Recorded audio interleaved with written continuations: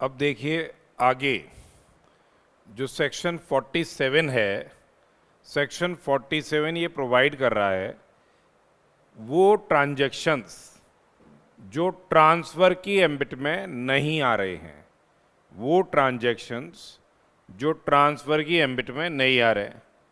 और जब ये ट्रांजैक्शन ट्रांसफ़र की एम्बिट में नहीं आएंगे, जब ये ट्रांजैक्शन क्या है ट्रांसफ़र की एम्बिट में नहीं आएंगे, तो उस केस के अंदर क्या है, कोई कैपिटल गेन्स आपको नहीं होगा। तो सबसे पहले अगर किसी कैपिटल असेट का डिस्ट्रीब्यूशन होता है, किसी कैपिटल असेट का डिस्ट्रीब्यूशन होता है ऑन टोटल या partial partition of Hindu undivided family, यदि किसी कैपिटल असेट का डिस्ट्रीब्यूशन हो रहा है कहाँ पे, कैसे, ऑन टोटल या partial partition of the Hindu undivided family, total या partial partition of the Hindu undivided family, ये ट्रांजैक्शन ट्रांसफ़र की एम्बिट में नहीं आ रहा और कोई कैपिटल गेंस इसमें नहीं लगेगा। इसी हिसाब से यदि किसी कैपिटल असेट का ट्रांसफ़र हो रहा है अंडर अ गिफ्ट, विल और एन इररिवोकेबल ट्रस्ट, किसी एक कैपिटल असेट का ट्रांसफ़र हो रहा है कैसे, अंडर गिफ्ट, विल और an irrevocable trust, the same will not be regarded as transfer. परंतु यानी आपने कैपिटल असेट गिफ्ट में, विल में या इररिवोकेबल ट्रस्ट में दिया, ये ट्रांसफ़र की एम्बिट में नहीं आएगा। परंतु यदि आपके कोई एम्प्लॉयज स्टॉक ऑप्शन प्लान है या स्वेट इक्विटी शेयर्स है, ये अगर गिफ्ट में या इररिवोकेबल ट्रस्ट के माध्यम से दिए गए तो ये ट्रांसफ़र है। और इस केस के अंदर जो fair market value of ESOP है on the date of gift, fair market value of ESOP है या स्वेट इक्विटी शेयर्स है on the date of gift, ये क्या बन जाएगा, फुल वैल्यू ऑफ कंसिडरेशन बन जाएगा। ये क्या बन जाएगा, फुल वैल्यू ऑफ कंसिडरेशन बन जाएगा। और capital gains will be chargeable to tax accordingly, capital gain would be chargeable to tax accordingly. ये कैपिटल गेन उस केस के अंदर क्या है, टैक्सेबल हो जाएगा। तो ये 47 के अंदर ट्रांजैक्शंस की बड़ी लंबी लिस्ट है जो हम डिस्कस कर रहे हैं। जैसे मेजर आप ध्यान रख लीजिएगा, वैसे तो जो ये ट्रांजैक्शंस है ट्रांसफ़र की एम्बिट में नहीं आ रहे तो कैपिटल गेन्स टैक्स इस पे लगेगा नहीं आपके। जब ये टैक्स जब उस एसेट को बेचा जाएगा तो ये नॉर्मली क्या हो जाता है, यही सब ट्रांजैक्शंस क्या है 49 के अंदर आ जाते हैं, 49(1) के मोड्स में आ जाते हैं। इसलिए हम क्या कहते हैं यहाँ पे, जो कॉस्ट टू प्रीवियस ओनर है, कॉस्ट टू प्रीवियस ओनर है, will become what, will become cost of the asset, cost of the asset to the SSC. ये क्या है, कॉस्ट ऑफ एसेट हो जाएगी to the SSC normal circumstances के अंदर।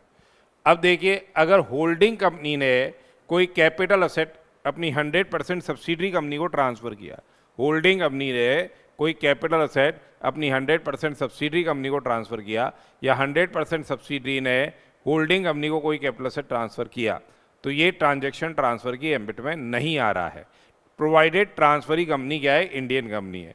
पर इसमें साथ साथ 47A का विड्रॉल भी दे रखा है।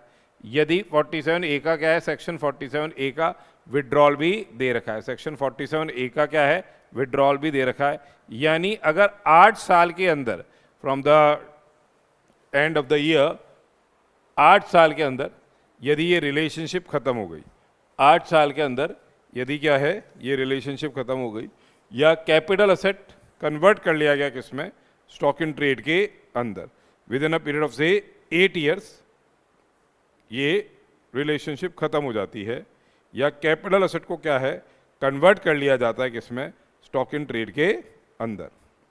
तो उस पर्टिकुलर सरकमस्टांस के अंदर जो कैपिटल गेन पहले क्या हुआ था, एग्जेम्प्ट हुआ था, 8 साल from the date of transfer ये रिलेशनशिप खत्म हो गई या कैपिटल असेट को कन्वर्ट कर लिया स्टॉक इन ट्रेड में ट्रांसफरी कंपनी ने, तो जो कैपिटल गेन पहले एग्जेम्प्ट हुआ था वो वापस से क्या हो जाएगा, चार्जेबल टू टैक्स हो जाएगा। तो एक हो गया 47(4). उसी हिसाब से देखिए 47(5) हो गया। अमलगमेशन में अगर अमलगमेटिंग कंपनी से कैपिटल असेट अमलगमेटेड कंपनी को ट्रांसफर हुआ। डिमर्जर में डिमर्ज कंपनी से कैपिटल असेट रिजल्टिंग कंपनी को ट्रांसफर हुआ, तो ये ट्रांजैक्शन ट्रांसफर की एम्बिट में नहीं आ रहा है। उसके बाद देखिए, अगर फॉरेन कंपनीज का अमलगमेशन हो जाता है, यदि फॉरेन में अमलगमेशन हो रहा है, फॉरेन अमलगमेटिंग कंपनी से इंडियन कंपनी के शेयर्स ट्रांसफर किए जा रहे हैं, ठीक है, transfer of shares held in say Indian company, ठीक है, by amalgamating foreign company to amalgamated foreign company, ये ट्रांजैक्शन ट्रांसफर की एम्बिट में नहीं आएगा यदि 25% of the share holders of the amalgamating foreign company continues to become shareholders of the amalgamated foreign company, and such transaction does not attract tax, and such transaction does not attract tax in the country in which the amalgamating company was incorporated. Similarly, demerger के परस्पेंस है, similarly क्या है, demerger के परस्पेंस में demerge foreign company से resulting foreign company को shares of Indian company transfer हो रहे हैं, ये ट्रांजैक्शन ट्रांसफर की एम्बिट में नहीं आएगा यदि 75% of the value of shares, जो शेयर होल्डर्स होल्डिंग क्या, 75% of value of shares in the demerge foreign company, share holders holding क्या, 75% of the value of shares in the से डिमर्ज्ड जो कंपनी है वो क्या बन जाते हैं, शेयर होल्डर्स बन जाते हैं किसके, रिजल्टिंग फॉरेन कंपनी के। And such transaction does not attract क्या, capital gains tax, and such transaction does not attract क्या, capital gains tax in the country in which the demerge company was incorporated. इसी हिसाब से any transfer in scheme of amalgamation, any transfer in scheme of amalgamation या demerger of capital asset being share of foreign company, कौन सा share, share of foreign company जिसकी value किससे derive हो रही है, substantially from shares of Indian company, ये transaction transfer की एम्बिट में नहीं आएगा यदि 25% of the share holders of the amalgamating foreign company और डिमर्जर में 75% in value of the demerge foreign company, they become the shareholders of the resulting foreign company or the amalgamated company। वो की वही चीज़ दे रखी है, इंडियन कंपनी की जगह shares of foreign company हो गया, जहाँ shares derive the value substantially from the assets से लोकेटेड इन इंडिया या shares of the Indian company. तो ये अमलगमेशंस के ट्रांजैक्शंस हो गए, ठीक है। इसी हिसाब से यदि कोई ट्रांसफ़र होता है कैपिटल असेट का बाय प्रीडिसेसर कोऑपरेटिव बैंक, ठीक है, बिजनेस रीऑर्गेनाइजेशन होता है ना जब कोऑपरेटिव बैंक्स का, जब बिजनेस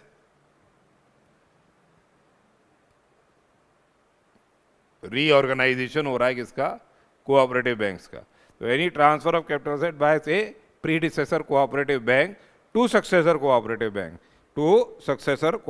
बैंक और to the converted banking company, जब बिजनेस रीऑर्गेनाइजेशन हो रहा है, ठीक है, in business reorganisation basically in business reorganisation of cooperative banks. Similarly आप शेयर होल्डर हो प्रीडिसेसर कोऑपरेटिव बैंक के और बिजनेस रीऑर्गेनाइजेशन के तहत आपको सक्सेसिव कोऑपरेटिव बैंक के या कन्वर्टेड बैंकिंग कंपनी के क्या मिलते हैं, शेयर्स मिलते हैं।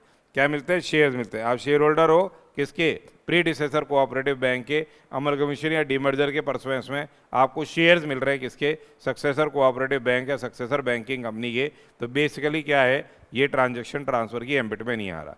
इसी हिसाब से आप शेयर होल्डर हो और आपको डीमर्जर के परस्पेंस में रिजल्टिंग कंपनी के शेयर्स मिलते हैं। आप शेयर होल्डर हो, आपको डीमर्जर के परस्पेंस में क्या मिलते हैं, रिजल्टिंग कंपनी के शेयर्स मिलते हैं। ये ट्रांजैक्शन ट्रांसफर की एम्बिट में नहीं आ रहा। आप शेयर होल्डर हो, आपको अमलगमेटिंग कंपनी के शेयर्स सरेंडर करने पे आपको क्या मिल रहा है, अमलगमेटेड कंपनी के क्या मिल रहे हैं, शेयर्स मिल रहे हैं। आपको क्या मिल रहा है, अमलगमेटेड कंपनी के क्या मिल रहे हैं, शेयर्स मिल रहे हैं। तो ये ट्रांजैक्शन क्या है, ट्रांसफर की एम्बिट में नहीं आ रहा है। ठीक है, नॉर्मली इन सब ट्रांजैक्शन जब ट्रांसफर की एम्बिट में नहीं आते, तो जैसे अमलगमेटिंग कंपनी के शेयर्स की जो कॉस्ट है वही अमलगमेटेड कंपनी के शेयर्स की कॉस्ट बन जाती है। ठीक है, इसके अलावा देखिए, any transfer of capital asset being government security, क्या है ये, गवर्नमेंट सिक्योरिटी है, carrying periodic payment of interest, carrying से periodic payment of interest made outside India, carrying periodic payment of interest made outside India through an intermediary dealing in settlement of securities, dealing in settlement of say securities by non-resident to say another non-resident, by non-resident to say another non-resident. ये transaction क्या है, transfer की ambit में नहीं आएगा।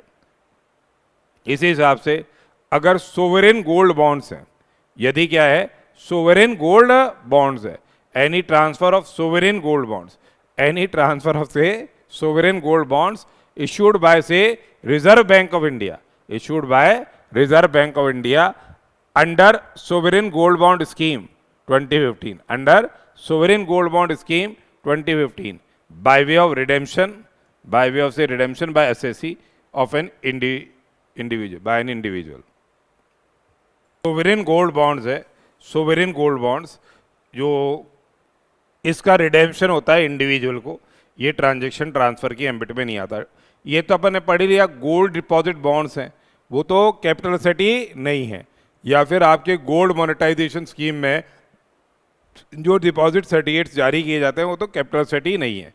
इसी हिसाब से अगर आपको क्या है, डिबेंचर्स हैं, डिबेंचर स्टॉक है, डिपॉजिट सर्टिफिकेट है,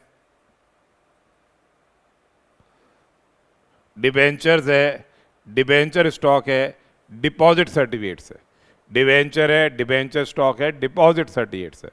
ये कन्वर्ट किए जाते हैं किस में, ये कन्वर्ट किए जाते हैं, ये पार्टली कन्वर्टेबल डिबेंचर्स या पार्टली या फुल्ली कन्वर्टेबल डिबेंचर्स है, ये कन्वर्ट किए जाते हैं शेयर्स में या डिबेंचर्स में। ये ट्रांजैक्शन क्या है, ट्रांसफर की एम्बिट में नहीं आ रहा है, यानी कन्वर्जन ऑफ बॉन्ड्स या डिबेंचर्स या डिबेंचर स्टॉक या deposit certificate of company into shares और डिबेंचर्स ऑफ दैट कंपनी, ये ट्रांजैक्शन क्या है, ट्रांसफर की एम्बिट में नहीं आ रहा है। The said transaction is not regarded as say transfer, ये ट्रांसफर की एम्बिट में नहीं आता है। इसी हिसाब से देखिए, यदि क्या है फर्म का कन्वर्जन सक्सेशन हो जाता है, फर्म का कन्वर्जन हो जाता है किसमें, कंपनी के अंदर। क्या हो रहा है, फर्म का कन्वर्जन हो रहा है किसमें, कंपनी के अंदर। फर्म का कन्वर्जन हो रहा है किसमें, कंपनी के अंदर। ये दे रखा है 4713 में, या सोल प्रोप्राइटरी कंसर्न का कन्वर्जन हो रहा है किसमें, कंपनी के अंदर, ये दे रखा है 4714 में। या फिर क्या है, अनलिस्टेड कंपनी का या प्राइवेट लिमिटेड कंपनी का कन्वर्जन हो रहा है एलएलपी में 4713B की जो कंडीशंस फुलफिल हो रही है, तो ये ट्रांजैक्शन ट्रांसफर की एम्बिट में नहीं आ रहा है। तो 4713 और 4713 14 और 4713B की जब कंडीशंस ये फुलफिल हो जाती है तो ये कन्वर्जन क्या है, ट्रांसफर की एम्बिट में नहीं आता है। बेसिकली इसमें क्या होता है, ऑल द जो फर्म के एसेट्स हैं वो सारे के सारे क्या है, कंपनी के एसेट्स बन जाए, सारी लायबिलिटीज जो फर्म की है वो कंपनी की लायबिलिटी क्या है, बन जाए।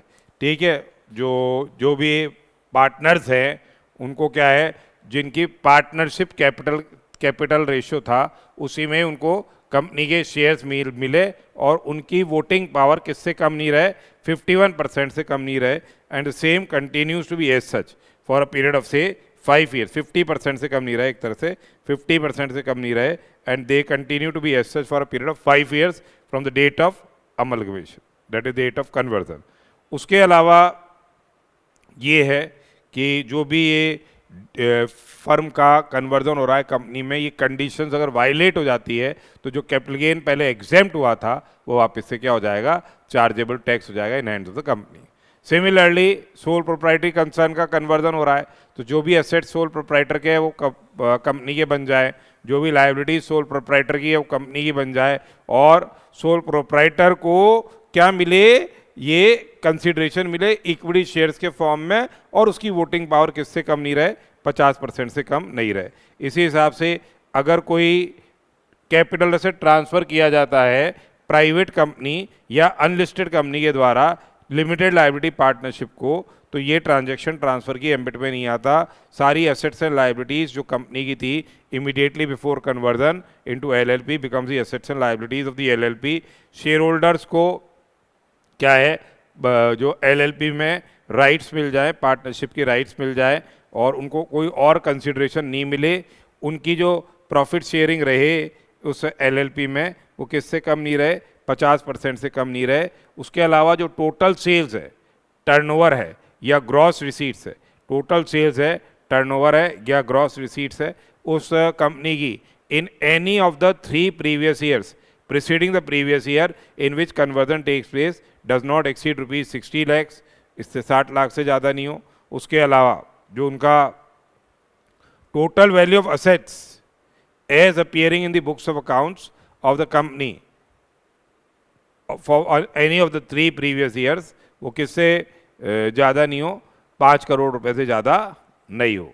ठीक है, तो ये बेसिक फंडामेंटल्स हैं। और जो भी फर्म का, जो भी कंपनी का प्रॉफिट था उसमें क्या है, any amount if is paid either directly या indirectly to any partner out of the balance of the accumulated profits standing in the accounts of the company on the date of conversion for a period of say 3 years from the date of conversion।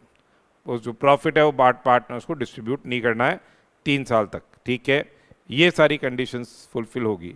Similarly अगर कोई transaction carry out किया जाता है इन reverse mortgage, ये transfer की ambit में नहीं आएगा। सिक्योरिटीज लेंडिंग के जो ट्रांजैक्शंस हैं वो क्या है, ट्रांसफ़र की एम्बिट में नहीं आ रहे हैं।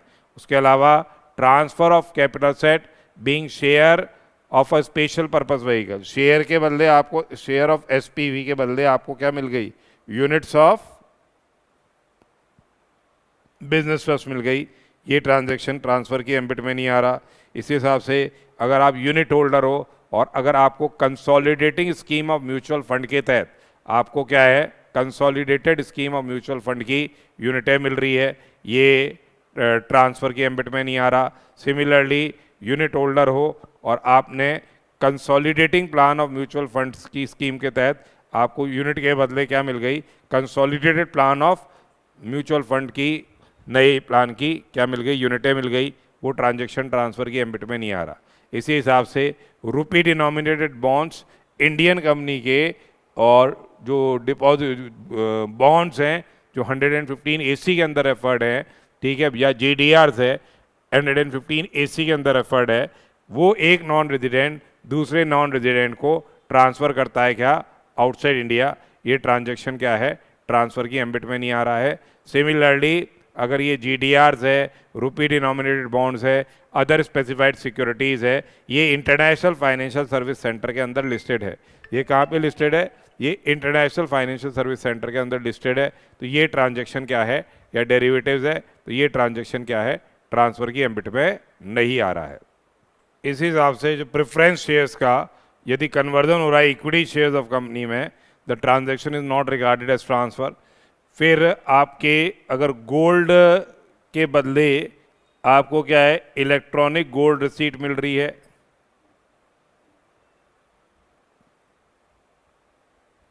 या इलेक्ट्रॉनिक गोल्ड रिसीट के बदले क्या मिल रहा है, गोल्ड मिल रहा है, ये ट्रांजैक्शन क्या है, ट्रांसफ़र की एम्बिट में नहीं आ रहा है।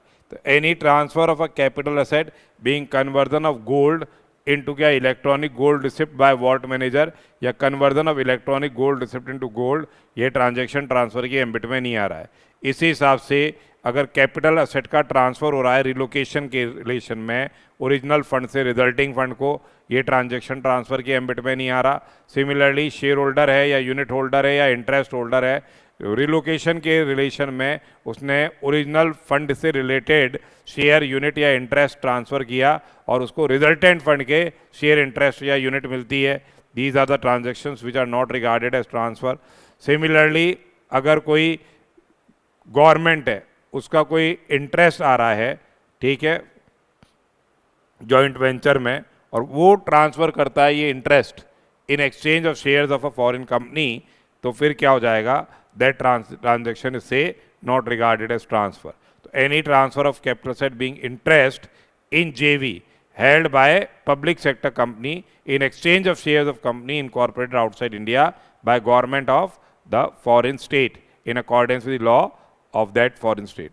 तो ये ट्रांजेक्शन्स क्या है, ट्रांसफर की एम्बिट में नहीं आ रहे हैं। तो ये लिस्ट दे दी अपने को ट्रांजेक्शन्स की which are basically not regarded as transfer. ठीक है, इसी में ही 47A में विड्रॉल दे रखा है कि अगर सपोज कीजिए ट्रांजैक्शन ट्रांसफर के एम्बिट में नहीं आ रहा, अपन ने 47(4) और 5 का पढ़ा, होल्डिंग कंपनी ने अपने 100% सब्सिडी कंपनी को कोई कैपिटल एसेट ट्रांसफर किया, या 100% सब्सिडरी ने अपनी इंडियन होल्डिंग को कोई कैपिटल एसेट ट्रांसफर किया, ट्रांजैक्शन ट्रांसफर के एम्बिट में नहीं आ रहा, पर 8 साल के अंदर ये रिलेशनशिप खत्म हो गई, या ट्रांसफर ही कंपनी ने उसको कन्वर्ट कर लिया कैपिटल एसेट को स्टॉक इन ट्रेड में, तो जो कैपिटल गेन पहले एग्जेम्प्ट हुआ था वो वापस से क्या हो जाएगा, चार्जेबल टू टैक्स हो जाएगा। ठीक है, इसी हिसाब से ये 47(13) भी 47(13) या 47(14) में जब कन्वर्जन हो रहा है प्राइवेट लिमिटेड कंपनी का एलएलपी में, या फिर सोल प्रोप्राइटरी कंसर्न का कंपनी के अंदर, या पार्टनरशिप फर्म का कंपनी के अंदर, रिलेशनशिप ये जो कंडीशंस थी वो कंप्लाई नहीं कर पाए, तो जो कैपिटल गेन पहले एग्जेम्प्ट हुआ था वो टैक्सेबल हो जाएगा सक्सेसर के एंड्स में। इस तरह से चीज़ें दे रखी है। तो 47 बेसिकली उन लंबी चौड़ी लिस्ट है उन ट्रांजैक्शंस की which are not regarded as transfer. ये ट्रांजैक्शन ट्रांसफर के एम्बिट में नहीं आएंगे। नेक्स्ट जो सेक्शन है वह है सेक्शन 48। 48 बता रहा है किस तरह से कैपिटल गेन्स की क्या होगी, कंप्यूटेशन होगी। सेक्शन 48 क्या बता रहा है, किस तरह से कैपिटल गेन्स की कंप्यूटेशन होगी। तो कैपिटल गेन्स होता है अपने, एक तो शॉर्ट टर्म कैपिटल गेन्स होता है, एक क्या होता है आपके लॉन्ग टर्म कैपिटल गेन्स होता है। एक तो शॉर्ट टर्म कैपिटल गेन्स हो गया, एक लॉन्ग टर्म कैपिटल गेन्स हो गया। तो शॉर्ट टर्म कैपिटल गेन्स की आप कैसे कंप्यूटेशन करोगे।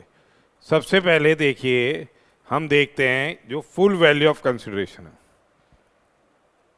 ये है फुल वैल्यू ऑफ कंसीडरेशन। ठीक है, ये फुल वैल्यू ऑफ कंसिडरेशन आ गया। ये क्या आ गया, फुल वैल्यू ऑफ कंसिडरेशन, जितने में आपने असेट को बेचा, ठीक है, वो फुल वैल्यू ऑफ कंसिडरेशन। उसमें से आप लेस करोगे क्या, एक्सपेंसेस ऑन ट्रांसफर। उसमें से आपने क्या लेस किए, आपने लेस किए एक्सपेंसेस ऑन ट्रांसफर। ये आ गया हमारे पास क्या, नेट कंसिडरेशन। ये आ गया हमारे पास क्या, net consideration. Expenses on transfer less किया, हमारे पास आ गया नेट कंसिडरेशन। इसमें से लेस कर दिया अपन ने क्या, जो कॉस्ट ऑफ एक्विजिशन है, और क्या लेस कर दिया, अगर कोई इंप्रूवमेंट किया है तो कॉस्ट ऑफ इंप्रूवमेंट लेस कर दिया, कॉस्ट एक्शन और कॉस्ट ऑफ इंप्रूवमेंट लेस कर दिया। तो रिजल्टेंट सम आ गया आपके पास क्या, short term capital gain. Resultant sum आ गया आपके पास क्या, शॉर्ट टर्म कैपिटल गेन। इसमें अपन ने एग्जेम्पशन लेस कर दिए, इसमें अपन ने एग्जेम्पशन लेस कर दिए अंडर 54D और 54G और 54GA के एग्जेम्पशंस लेस कर दिए। रिजल्टेंट सम क्या कहलाया जाएगा, रिजल्टेंट सम कहलाया जाएगा taxable short term capital gain. Resultant sum क्या कहलाया जाएगा, ये कहलाया जाएगा taxable short term capital gain. Resultant sum क्या कहलाया जाएगा, taxable short term capital gains कहलाया जाएगा। ठीक है, ये तो एक हुई बात। अब बात आती है अपने पास क्या, लॉन्ग टर्म कैपिटल गेन की, जहाँ period of holding exceeds 36 months. ठीक है, एक्सीड्स 36 मंथ्स या 12 मंथ्स या 24 मंथ्स, तो ये क्या है, लॉन्ग टर्म कैपिटल गेन्स माना जाता है उसको कैपिटल एसेट को ट्रांसफर करने पे। तो यहाँ पे जब लॉन्ग टर्म कैपिटल गेन की बात करें हम,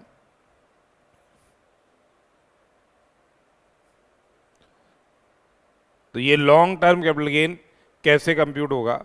सबसे पहले आया आपके पास क्या, फुल वैल्यू ऑफ कंसीडरेशन। उसमें से लेस किया अपन ने क्या, एक्सपेंसेस ऑन ट्रांसफर। ये आ गया, क्या आ गया यहाँ पे, ये आ गया आपके नेट कंसिडरेशन, ये आ गया आपके नेट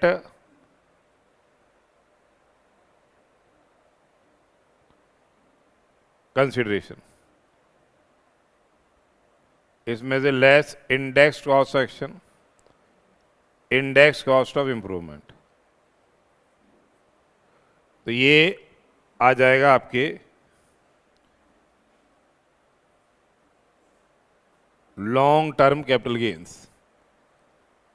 ये क्या आ जाएगा, long term capital gains.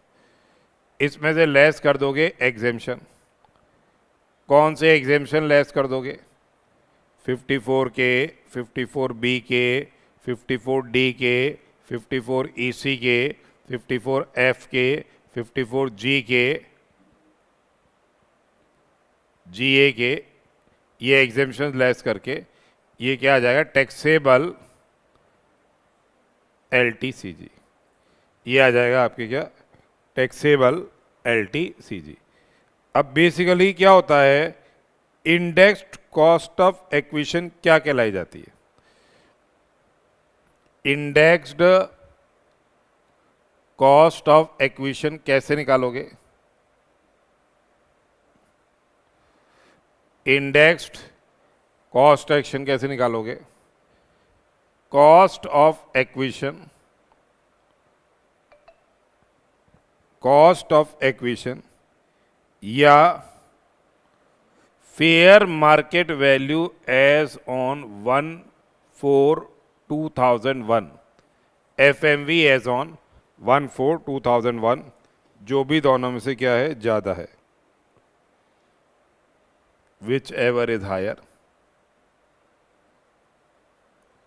Divided by क्या, जो कॉस्ट इन्फ्लेशन इंडेक्स है, divided by cost inflation index of the year of acquisition, या बेस ईयर है 2001-2 बेस ईयर है, उसके पहले खरीदा तो 1-2 का इंडेक्स लग जाएगा, या ईयर ऑफ एक्विजिशन का, इनटू क्या लग जाएगा, cost inflation index of the year of transfer, into क्या लग जाएगा, cost inflation index of the year of transfer.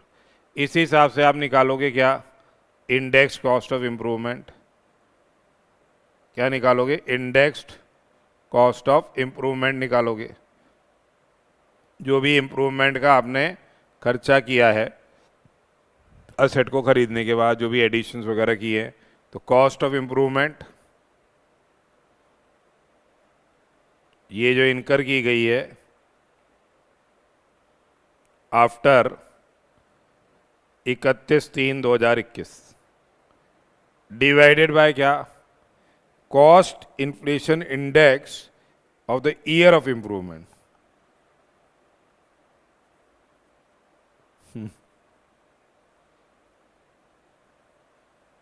जिस साल भी ये इंप्रूवमेंट किया, into cost inflation index of the year of transfer, cost inflation index of the year of transfer.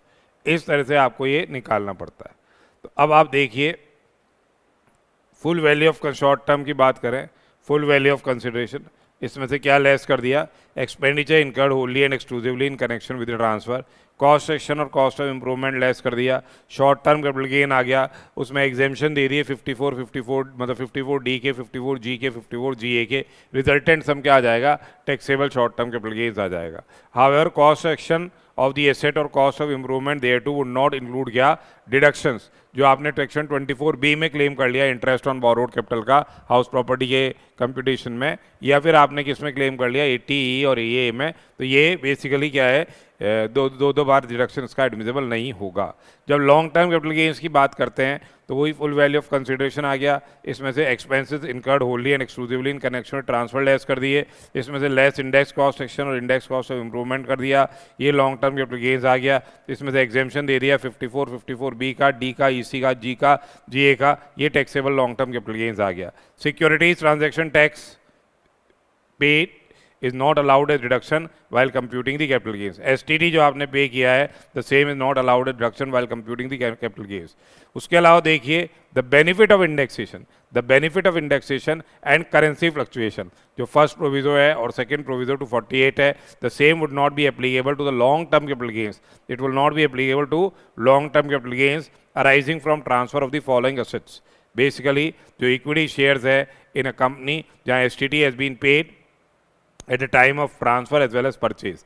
जब 112A में लॉन्ग टर्म कैपिटल गेन्स की computation करते हो, इंडेक्सेशन का बेनिफिट नहीं मिलता है, ना फॉरेन कन्वर्जन का मिलता है, करेंसी एक्सचेंज फ्लक्चुएशन का मिलता है।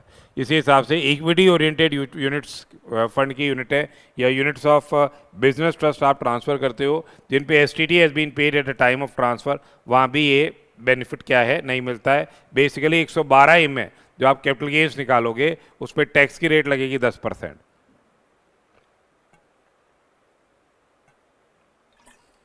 In excess of 1 lakh rupees उस पर टैक्स की रेट लगती है क्या, जो 1 लाख तक तो टैक्स लगता नहीं है, 1 लाख के ऊपर जो कैपिटल गेन्स आता है उसमें 10% की टैक्स रेट लगती है।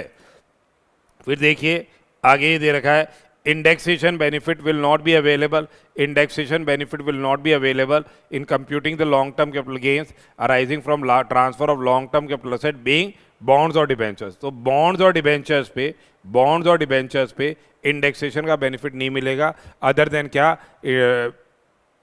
Capital index bonds issued by the government या sovereign gold bonds issued by the reserve bank of India. उसके अलावा देखिए in case of depreciable asset जो कि स्पेसिफाइड म्यूचुअल फंड्स है या मार्केट लिंक डिबेंचर्स है, जो कि स्पेसिफाइड म्यूचुअल फंड्स है या मार्केट लिंक डिबेंचर्स है, there will be no indexation and capital gains will be always short term capital gains.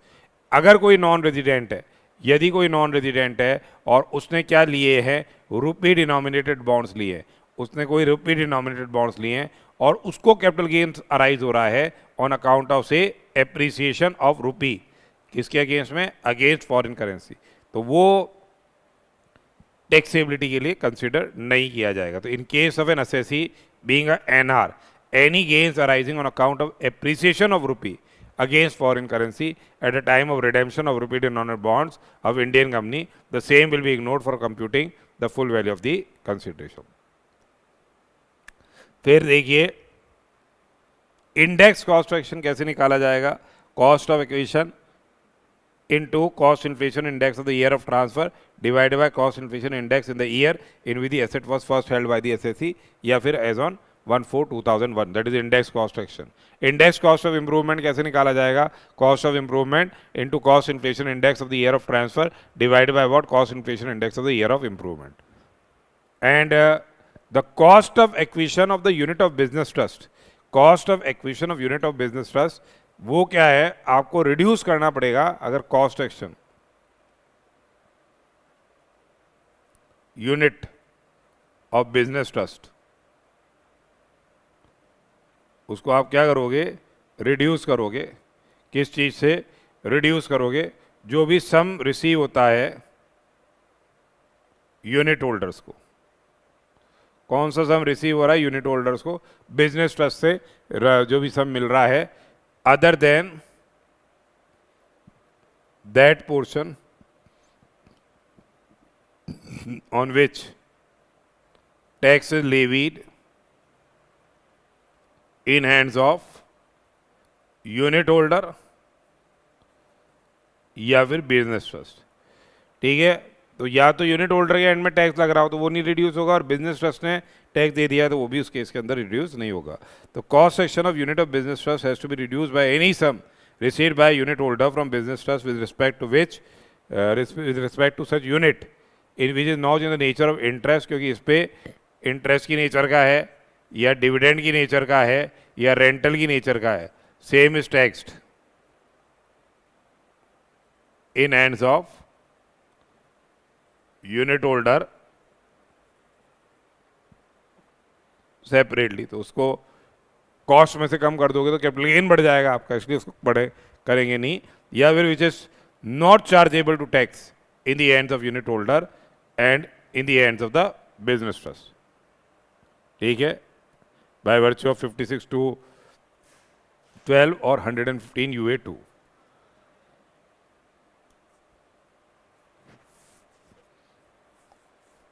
However, here transaction for transfer of unit is not considered as transfer under 47 and cost section of such unit is determined under 49. Sum received with respect to such unit before such transaction as well as after such transaction has to be reduced from say the cost of acquisition. ये sponsors को shares के बदले क्या मिलती है, unit मिलती है, तो इनको पहले मिले या बाद में मिले कोई भी पैसा वो आप क्या है यूनिट की कॉस्ट में से क्या करोगे, रिड्यूस करोगे. ये कॉस्ट इन्फ्लेशन इंडेक्सेस दे रखे हैं. ठीक है, अब कॉस्ट ऑफ एक्विजिशन की या कॉस्ट ऑफ इम्प्रूवमेंट की डिटर्मिनेशन कैसे करेंगे. अगर असेसी ने कोई कैपिटल असेट एक्वायर किया है, असेसी ने कोई कैपिटल असेट एक्वायर किया है बिफोर 1/4/2001, असेसी ने कोई कैपिटल असेट एक्वायर किया है बिफोर 1/4/2001, तो इसमें क्या लोगे cost action, fair market value या cost of property whichever से higher. Fair market value as on 1/4/2001 या कॉस्ट ऑफ प्रॉपर्टी से विच एवर से हायर. पर जो लैंड है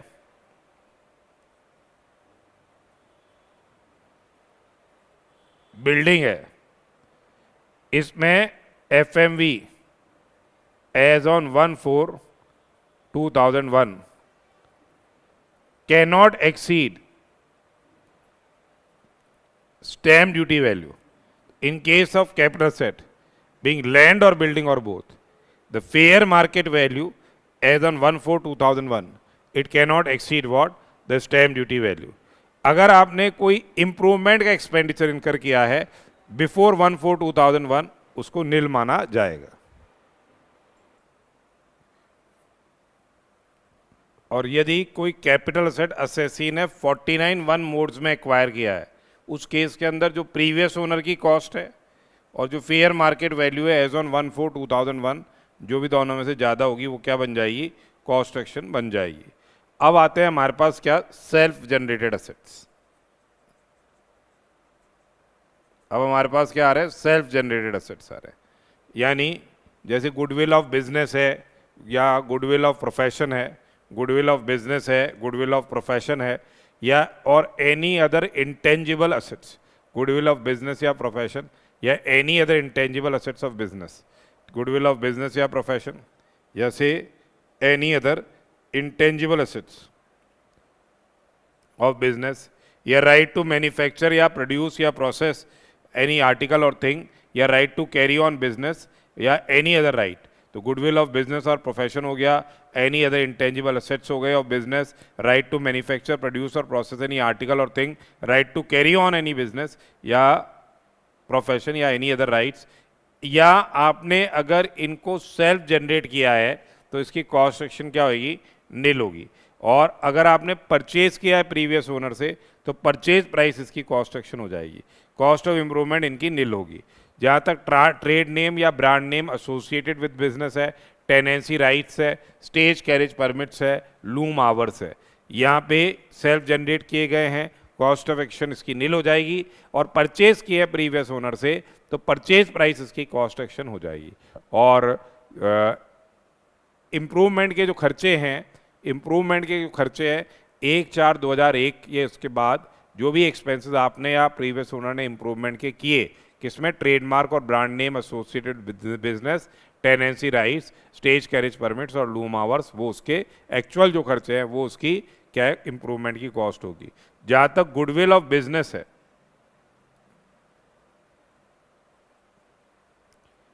ये अगर आपने खरीदी थी और इस पर डेप्रिसिएशन क्लेम किया था अप टू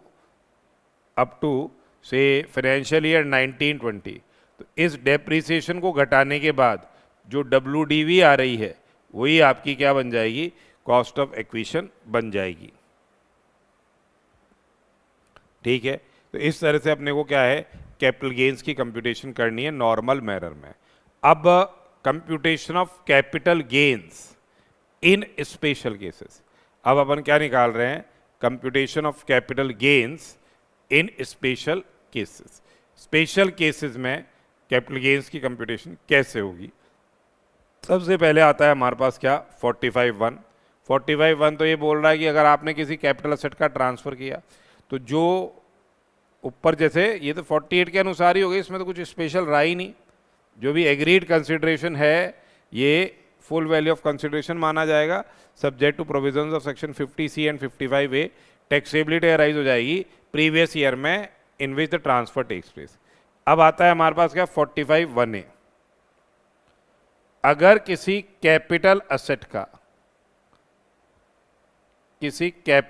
का डैमेज हो गया या डिस्ट्रक्शन हो गया, किसी कैपिटल असेट का डैमेज हो गया या डिस्ट्रक्शन हो गया, किसी कैपिटल असेट का डैमेज हो गया या डिस्ट्रक्शन हो गया, किसी कैपिटल असेट का डैमेज हो गया डिस्ट्रक्शन हो गया। किन कारणों से हो गया? स्पेसिफिक कारण से हो गया, जैसे नेचुरल कैलेमिटीज हो गई, एक्सीडेंटल फायर,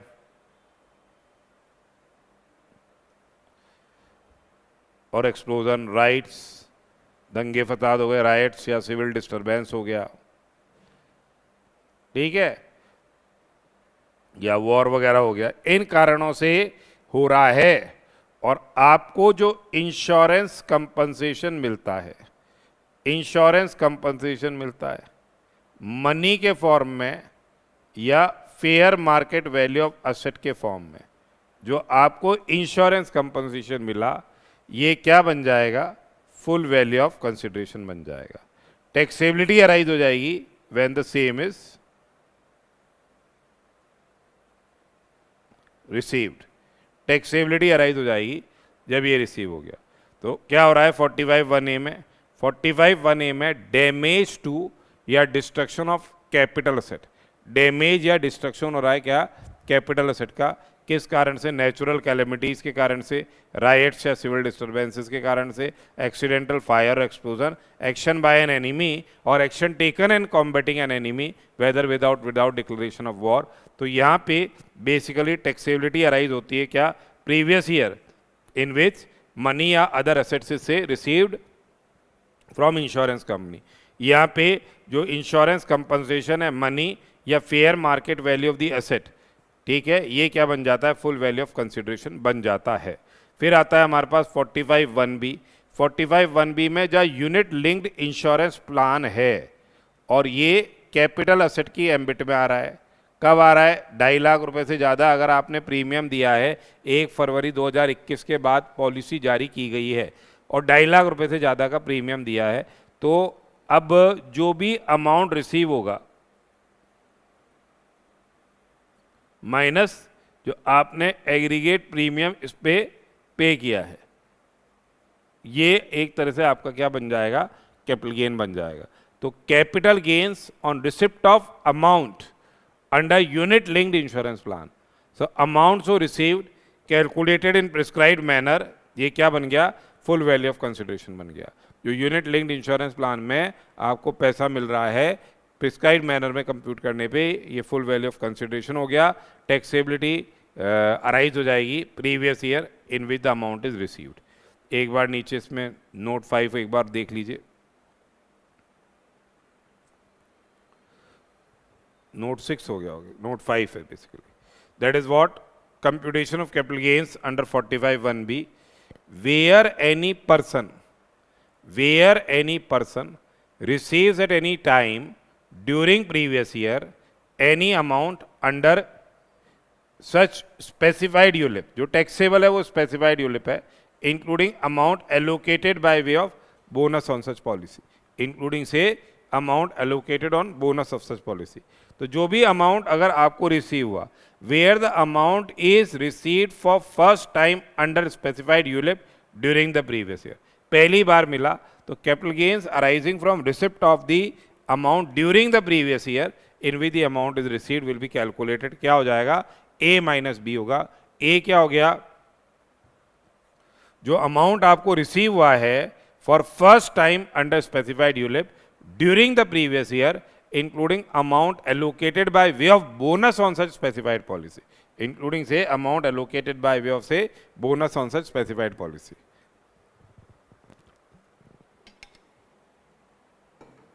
एंड बी क्या हो गया? बी हो गया the aggregate of the premium paid, the aggregate of the premium paid during the term of specified ULIP till the date of receipt of the amounts A minus B, ये taxable हो जाएगा।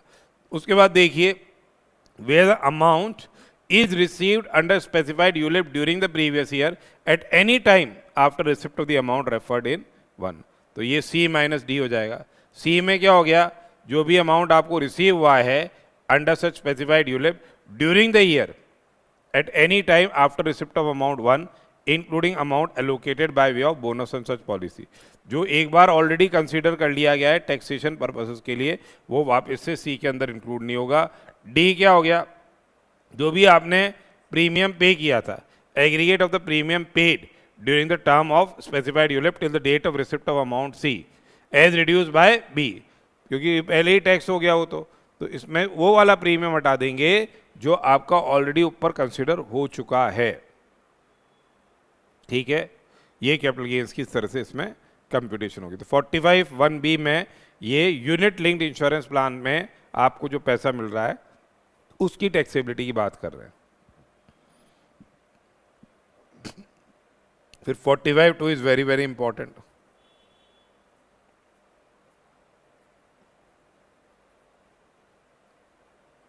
ये deal करता है क्या, conversion of capital asset into stock in trade. Conversion of capital asset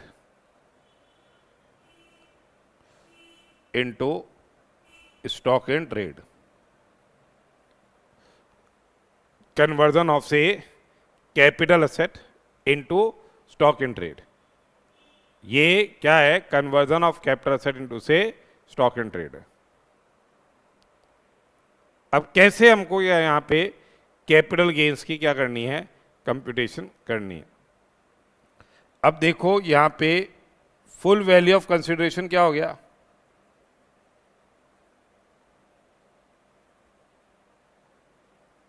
full value of consideration क्या हो गया, fair market value on the date of conversion. Fair market value on date of conversion.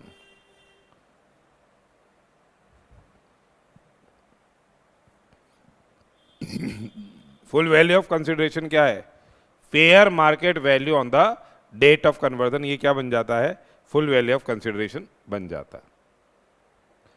Year of transfer क्या हो गया, अपने को CII of year of transfer लेना है, तो ईयर ऑफ कन्वर्जन होता है, ये होता है year of conversion. Year of conversion होता है, ठीक है, year of transfer year of conversion हो गया। और कैपिटल गेन्स कब टैक्सेबल हो जाएगा,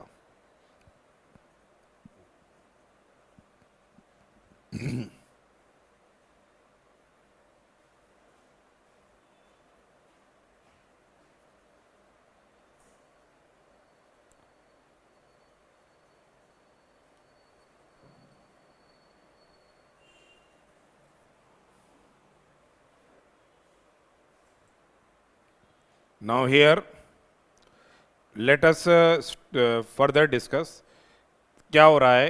कैपिटल असेट को कन्वर्ट कर दिया किसमें, स्टॉक इन ट्रेड में। कैपिटल असेट को स्टॉक इन ट्रेड में कन्वर्ट कर दिया, ट्रांसफर है। Fair market value on date of conversion क्या है, ये फुल वैल्यू ऑफ कंसिडरेशन होगा। ये टैक्सेबिलिटी अराइज होगी previous year in which the stock is sold और ट्रांसफर्ड। और बिजनेस प्रॉफिट क्या हो जाते हैं, यहाँ पे बिजनेस प्रॉफिट क्या हो जाते हैं, यहाँ पे बिजनेस प्रॉफिट है, स्टॉक बिकेगा तो बिजनेस प्रॉफिट होंगे, जो भी सेल प्रोसीड्स ऑफ स्टॉक है,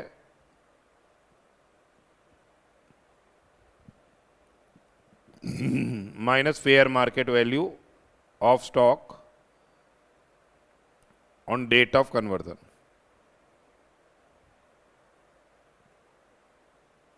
यानी फेयर मार्केट वैल्यू जो कैपिटल असेट का है जो कि स्टॉक में कन्वर्ट हो गया on the date of conversion.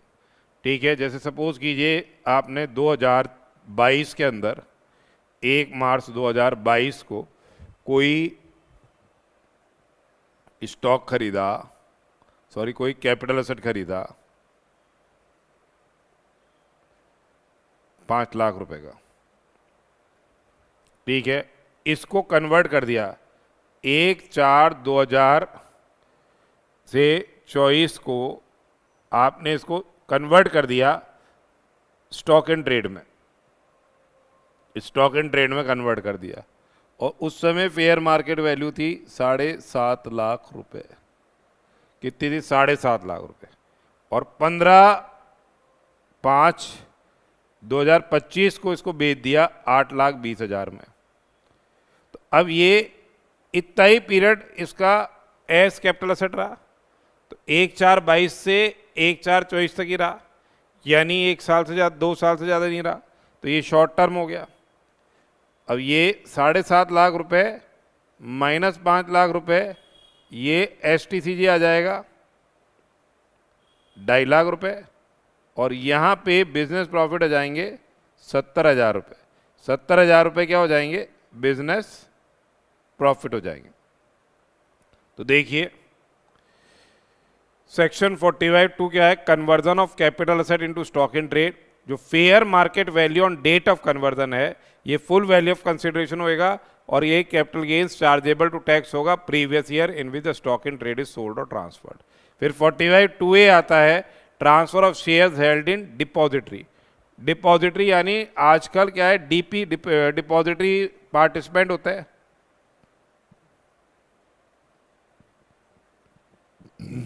ये रजिस्टर्ड ओनर हो गए शेयर्स के, आप हो बेनिफिशियल ओनर, आप हो बेनिफिशियल ओनर, आप कौन हो? बेनिफिशियल ओनर हो, ठीक है, आप कौन हो? बेनिफिशियल ओनर हो।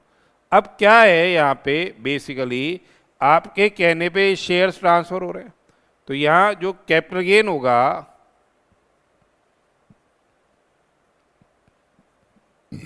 shall be chargeable to tax in hands of beneficial owner। जो कैपिटल गेन टैक्सेबल होगा वो किसके हैंड्स में होगा? बेनिफिशियल ओनर के हैंड्स में टैक्सेबल होगा, ठीक है।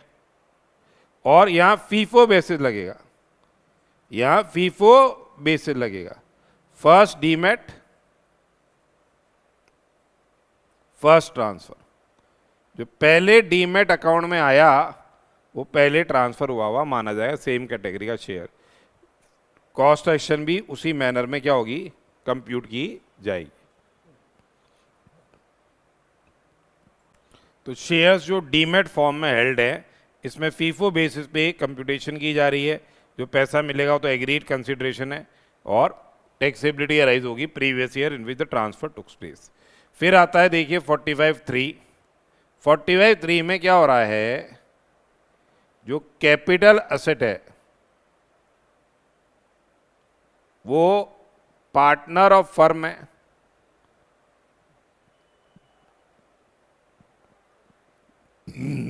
या मेंबर ऑफ AOP है। ये लेके आ रहा है कैसे?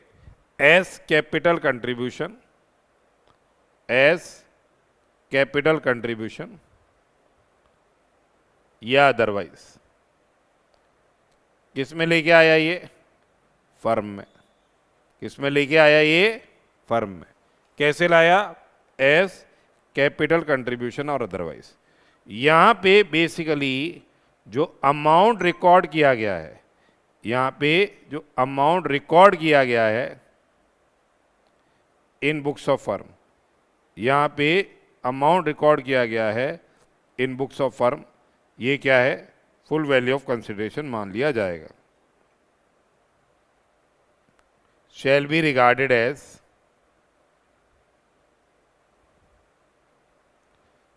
Full value of consideration.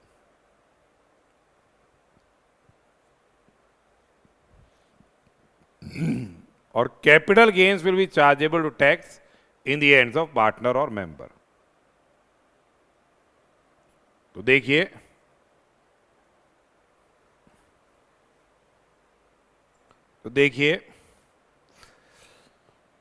Transfer of capital set as capital contribution और अदरवाइज बाय पार्टनर या मेंबर ऑफ फर्म या AOP और BOI, जो भी amount at which the asset is recorded in the books of firm, ये क्या बन जाएगा? फुल वैल्यू ऑफ कंसिडरेशन बन जाएगा। टैक्सेबिलिटी अराइज हो जाएगी previous year in which the transfer takes place. फिर आता है हमारे पास क्या? 45(4). 45(4) के अंदर दिस इज वेरी इंपॉर्टेंट। यहां पे क्या हो रहा है, रिसिप्ट ऑफ मनी या कैपिटल असेट या both on reconstitution of firm AOP या बीओआई। देखो यहां पे बेसिकली 45(4) में क्या है, 45(4) के अंदर जो स्पेसिफाइड एंटिटी है,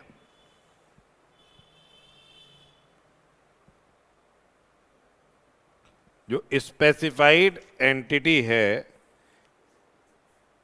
यानी फर्म एओपी या बीओआई, स्पेसिफाइड एंटिटी है यानी से फर्म है एओपी या बीओआई है, फर्म है एओपी है या बीओआई है, इसका क्या हो रहा है, रिकॉन्स्टिट्यूशन हो रहा है। इसका क्या हो रहा है, रिकॉन्स्टिट्यूशन हो रहा है, यानी या तो पार्टनरशिप फर्म में प्रॉफिट शेयरिंग रेशो बदल रहा है, न्यू पार्टनर्स एडमिट हो रहे हैं या रिटायर हो रहे हैं ओल्ड पार्टनर्स, ये एक तरह से क्या है, रिकॉन्स्टिट्यूशन के तहत ये आ रहा है। तो यहाँ पे कैश मिल रहा है पार्टनर को, रिकॉन्स्टिट्यूशन में कैश मिल रहा है, और क्या है, कैपिटल असेट दिया जा रहा है, कैपिटल असेट दिया जा रहा है, यहाँ पे कैश या कैपिटल असेट दिया जा रहा है, ठीक है, रिकॉन्स्टिट्यूशन के वक्त। तो उस पर्टिकुलर सरकमस्टांस में जो अपन कैपिटल गेन्स टैक्सेबल होगा, कैपिटल गेन्स टैक्सेबल होगा स्पेसिफाइड एंटिटी के एंड्स में, वो कैसे निकाला जाएगा, ये निकाला जाएगा कैपिटल गेन, जैसे ए कैपिटल गेन हो गया इज इक्वल टू बी जो कैश मिला, सी जो इसकी कैपिटल असेट की मार्केट वैल्यू है, माइनस डी जो पार्टनर का कैपिटल का बैलेंस है। ये कैपिटल गेन्स क्या हो जाएगा, स्पेसिफाइड एंटिटी के एंड में टैक्सेबल होगा। 9B के प्रोविजंस भी अप्लाई होते हैं, 9B अलग से अप्लाई हो रहा है, 45(4) अलग से अप्लाई हो रहा है। 9B डिसोल्यूशन पे है और यहाँ पे डिसोल्यूशन पे है और रिकॉन्स्टिट्यूशन पे भी है 9B। 9B में कैश कवर्ड है क्या, कैश कवर्ड नहीं है। 9B में कैपिटल असेट कवर्ड है, 9B के अंदर क्या है, स्टॉक इन ट्रेड कवर्ड है, ठीक है, स्टॉक इन ट्रेड कवर्ड है। और 45(4) में डिसोल्यूशन कवर्ड नहीं है और कैश आ रहा है, तो ये 9B अलग से लग रहा है और 45(4) इन एडिशन लग रहा है। तो 45(4) देखिए, 45(4) क्या कहता है, ये कहता है रिसिप्ट ऑफ मनी या कैपिटल असेट और both, receipt of money capital asset या both by on reconstitution of firm AOP और BOI, on reconstitution of firm AOP और बीओआई।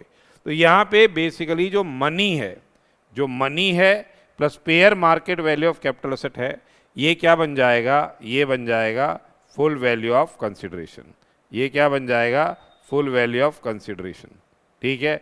इसमें से क्या हो जाएगा, जो पार्टनर का जो स्पेसिफाइड बैलेंस है कैपिटल का, वो घटा देंगे, कैपिटल गेन्स निकल के आ जाएगा। अगर वो पॉजिटिव है, नेगेटिव है तो नहीं आएगा, जीरो है तो नहीं आएगा। टैक्सेबिलिटी कब अराइज हो रही है, previous year in which money या कैपिटल असेट या or both are were received by the specified person. तो इसके लिए अलग से यहाँ देखिए, अलग से दे रखा है नोट 4 में, ये रिकॉन्स्टिट्यूशन के वक्त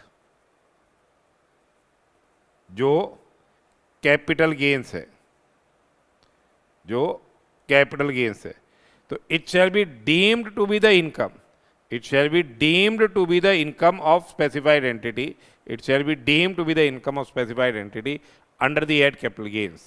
Such profits and gains shall be determined in accordance with the following formula. A is equal to what? B plus C minus D. A is equal to what? B plus C minus D. A is basically क्या, जो income chargeable to income tax as income of specified entity under the head capital gains, ठीक है। B है the value of money received by specified person from specified entity, value of money received by specified person from specified entity on the date of such receipt, on the date of such receipt, that is B. C क्या है, the amount of fair market value of capital asset, C क्या है, amount of fair market value of capital asset received by specified person from specified entity on the date of such receipt. ठीक है, C क्या है, amount of fair market value of capital asset received by specified person from specified entity on the date of receipt. D क्या है, the amount of balance in capital account, the amount of balance in capital account represented in any manner of specified person in the books of accounts of specified entity at a time of reconstitution.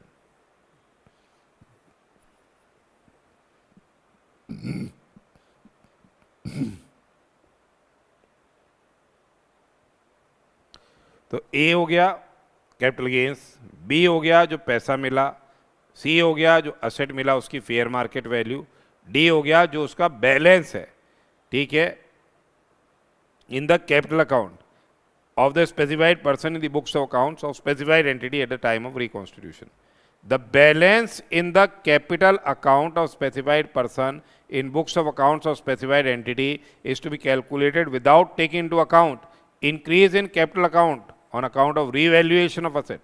ये नहीं consider करा जाएगा, revaluation of asset consider नहीं किया जाएगा, self generated goodwill ये नहीं करेंगे, and any other self generated asset उसको क्या है, कंसिडर नहीं किया जाएगा। And self generated goodwill and self generated asset means what, goodwill या एसेट एज अ केस में B which has been acquired without incurring any cost for purchase or which has been generated during the course of business or say profession। ठीक है, तो ये 45(4) है। इसके साथ साथ सेक्शन 9B भी साथ साथ ही कर लो लगे हाथ। सेक्शन 9B में क्या हो रहा है देखो, income on receipt of capital asset, income on receipt of capital asset, ये कैपिटल असेट को भी कवर कर रहा है और स्टॉक इन ट्रेड को भी कवर कर रहा है by specified person. Specified person कौन हो गया, पार्टनर हो गया या मेंबर हो गया फ्रॉम स्पेसिफाइड एंटिटी, फर्म हो गई या ईओपी हो गई। ठीक है, तो where specified person receives during previous year, क्या रिसीव कर रहा है, कैपिटल असेट रिसीव कर रहा है, या क्या रिसीव कर रहा है, स्टॉक इन ट्रेड रिसीव कर रहा है। कैपिटल असेट रिसीव कर रहा है या स्टॉक इन ट्रेड रिसीव कर रहा है या बोथ फ्रॉम स्पेसिफाइड एंटिटी। किससे मिल रहा है, स्पेसिफाइड एंटिटी से, in connection with dissolution, in connection with dissolution या reconstitution, in connection with dissolution या reconstitution of specified entity, then specified entity shall be deemed to have transferred, specified entity shall be deemed to have transferred such capital asset या stock in trade or both as the case may be to specified person in the year in which capital asset or stock in trade or both are received by the specified person। Basically specified person क्या हो गया, specified person एक person है who is a partner of firm या member of AOP या BOI. Partner of firm है, member of AOP और BOI है, नॉट बीइंग कंपनी या कोऑपरेटिव सोसाइटी, ये स्पेसिफाइड पर्सन है। ठीक है, स्पेसिफाइड एंटिटी क्या है, फर्म और एओपी और बीओआई, नॉट बीइंग कंपनी और से कोऑपरेटिव सोसाइटी। टैक्सेबिलिटी अराइज होती है इन hands of specified entity. Year किस साल टैक्सेबल हो जाएगा, previous year in which capital asset और स्टॉक इन ट्रेड और both is received by specified person. किस हेड में होगा, स्टॉक इन ट्रेड है तो पीजीबीपी हेड में होगा, कैपिटल असेट है तो कैपिटल गेन्स हेड में टैक्सेबल होगा। क्या हो जाएगा यहाँ पे, जो fair market value of capital asset है, fair market value of capital asset है और स्टॉक इन ट्रेड और both on the date of receipt of by the specified person, ये क्या बन जाएगा, फुल वैल्यू ऑफ कंसिडरेशन बन जाएगा।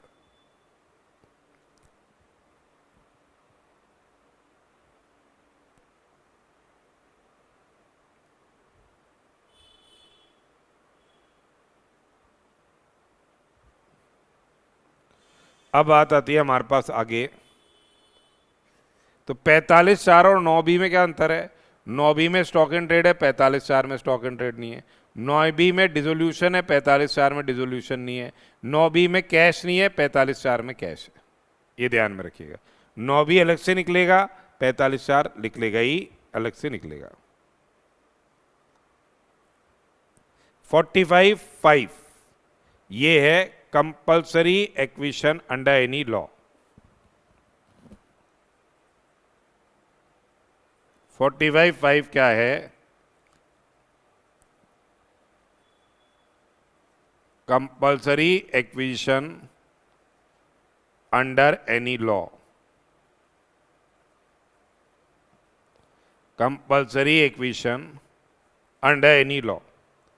तो यदि किसी कैपिटल असेट का क्या होता है? कंपल्सरी एक्विजिशन होता है अंडर एनी लॉ, या the transfer the consideration for which is determined और अप्रूव्ड बाय सेंट्रल गवर्नमेंट और आरबीआई। किसी कैपिटल असेट का कंपल्सरी एक्विजिशन हो रहा है या transfer the consideration of which has been say determined और अप्रूव्ड बाय सेंट्रल गवर्नमेंट और आरबीआई। तो यहां पे बेसिकली जो कंपनसेशन का जो अमाउंट अवॉर्ड किया गया है, कंपनसेशन का जो अमाउंट अवॉर्ड किया गया है, ये क्या बन जाएगा? फुल वैल्यू ऑफ कंसिडरेशन बनेगा। ईयर ऑफ ट्रांसफर तो क्या हो गया? ये आपने ट्रांसफर कब मान लिया जाएगा? आपका ये ट्रांसफर मान लिया जाएगा ईयर ऑफ कंपल्सरी एक्विजिशन। ये ट्रांसफर मान लिया जाएगा ईयर ऑफ कंपल्सरी एक्विजिशन। ये ट्रांसफर तभी मान लिया जाएगा ईयर ऑफ कंपल्सरी एक्विजिशन। ये तभी ट्रांसफर मान लिया जाएगा जब ईयर ऑफ कंपल्सरी एक्विजिशन हुआ। कैपिटल गेन्स टैक्सेबल हो जाएगा व्हेन कंपनसेशन और पार्ट देयर ऑफ इससे first received. Capital gains taxable हो जाएगा कब?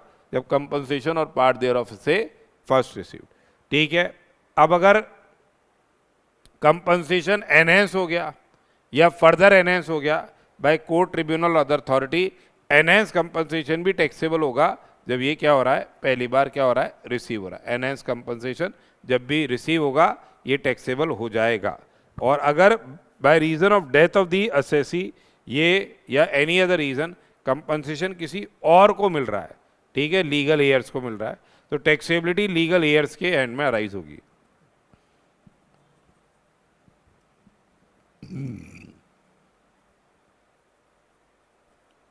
यदि इंटरेस्ट मिलता है आपको कंपनसेशन पे और एनहेंस कंपनसेशन पे,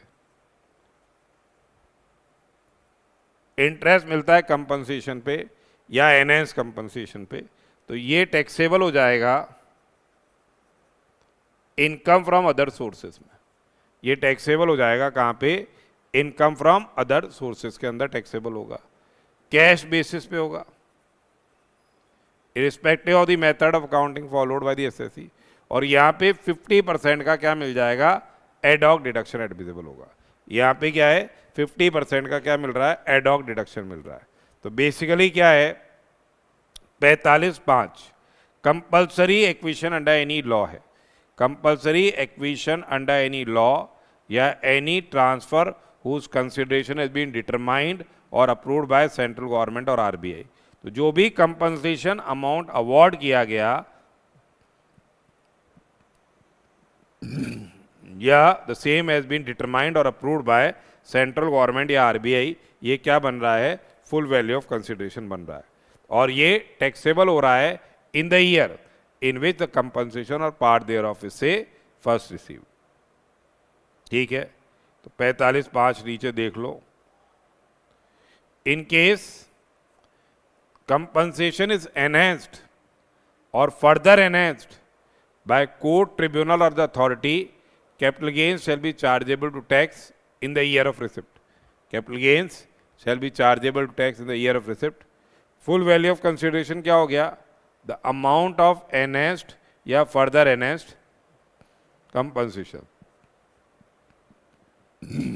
Cost action and improvement इस केस के अंदर क्या हो जाएगी?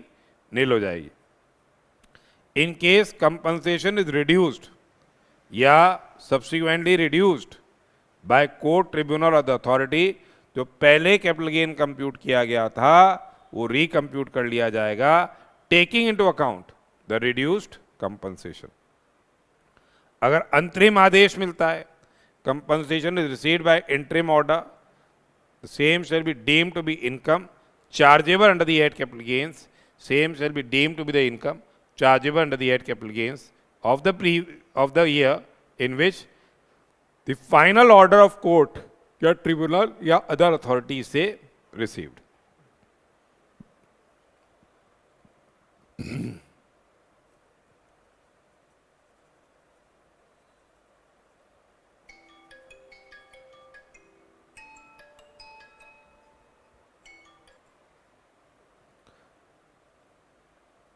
In case a compensation is received by legal heir or other person on death of the assessee, taxability arises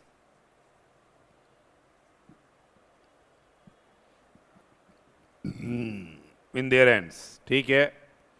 फिर आता है 45(5)(a). 45(5)(a) special provisions.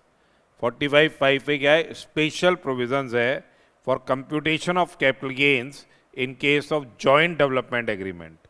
Individual है, HUF है, इसने जॉइंट डेवलपमेंट एग्रीमेंट किया है.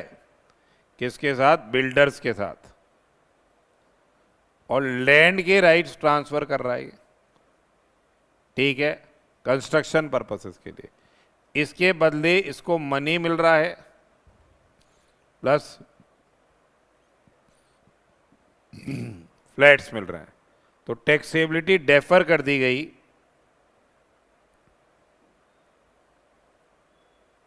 जब ये मिल जाएंगे, तब जब कंस्ट्रक्शन कंप्लीशन सर्टिफिकेट प्रोजेक्ट को मिल जाएगा.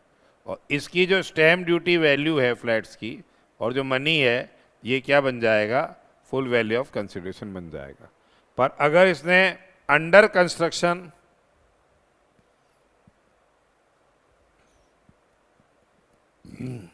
फ्लैट सी सेल कर दिए, इसने under construction flats sell कर दिए, तो जो टैक्सेबिलिटी हो जाएगी in the year in which land के राइट्स ट्रांसफर किए गए थे. तो बेसिकली स्पेशल प्रोविजंस है ये for computation of capital gains in case of say joint development agreement. यहाँ पे फुल वैल्यू ऑफ कंसिडरेशन क्या हो जाएगा? जो स्टैम्प ड्यूटी वैल्यू है on the date of issue of completion certificate of land और बिल्डिंग और both in the project as increase by the consideration received in cash. ये क्या बन रहा है? फुल वैल्यू ऑफ कंसिडरेशन बन रहा है. Capital gains will be chargeable to tax in the year in which in the previous year in which certificate of completion for whole or part of project is issued by the competent authority. ठीक है. Specified agreement क्या हो गया? Basically taxability जो arise हो रही है 45(5) में, द सेम 45(5)(a) में arises in hands of individual or HUF when land or building trust transferred under specified agreement. Specified agreement basically means a registered agreement in which the person owning land or building or both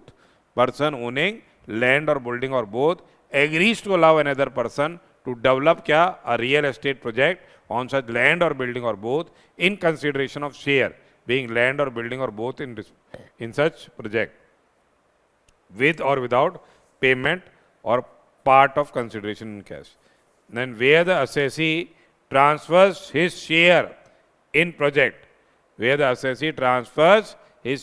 project, on or before the date of issue of the said certificate of completion, and capital gains shall be deemed to be the income of the previous year in which the transfer takes place, and other provisions of the act shall apply for purpose of determination of full value of consideration received or accruing as a result of transfer. Fundamentals ये अभी अपन ने देखे सारी चीजें.